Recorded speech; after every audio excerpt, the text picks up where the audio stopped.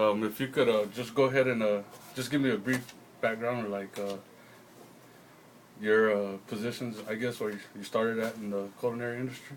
Okay, yep. Started when I was 14, washing dishes at a restaurant. Throughout high school, I worked in several restaurants, front of the house, back of the house. Then I met one of my counselors in high school, recommended a college program, Johnson Wales University. It was one of the first culinary programs that offered a 4-year degree, like we offer here, like the bachelor program. So I went there with the idea that I was going to do just a culinary management, 4-year degree in culinary arts.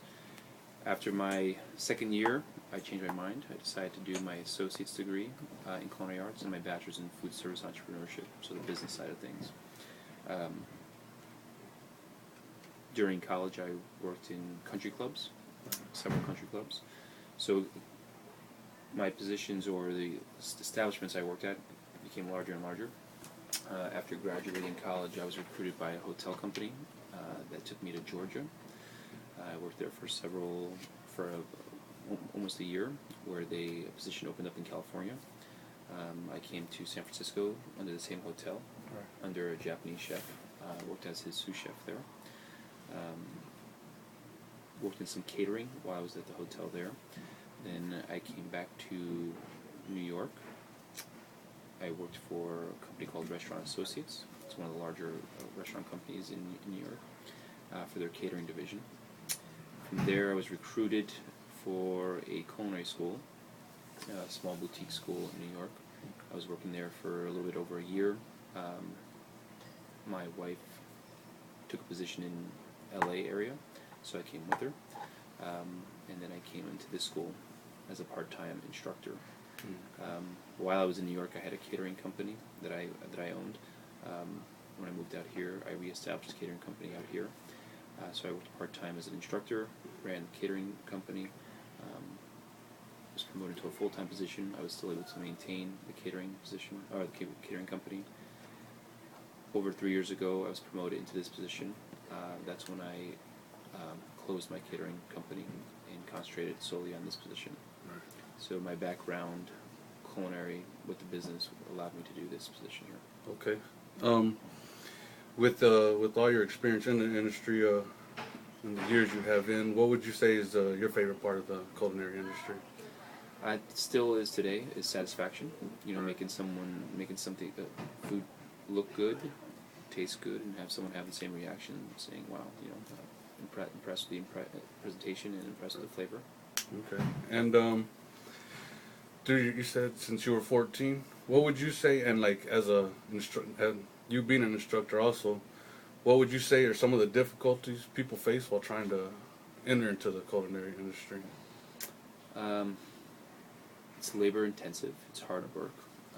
The hours that you work are difficult. They're long. While people are celebrating New Year's Eve, you're the one in the back cooking for them while they're having drinks and eating. Establishing a family is difficult. Balancing family, relationship, work, that's all difficult. But if you have, if you're strong and you're passionate about what you want to do, you get over those things and you move forward. The positive is that,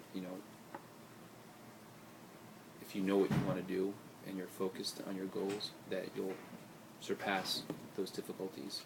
Things usually plateau towards the end where you will have a balance.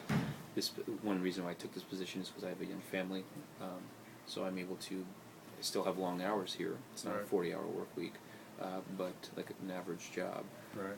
But I'm able to balance my life and my family with work. Okay. And us as students here, and people just trying to enter into the culinary industry, what would be the one piece of advice you'd give somebody, like they would be able to follow through it to getting into the culinary industry? 3 easy things. Yes, chef. No, chef. I don't know, chef. Right. It's all about you're working for someone else. Right. And every experience is a good experience, even though you might work for some people that you might not agree with their style of food or their management style. That's okay. You learn what to do and what not to do. You take a piece from everybody you work with to create your own personal style.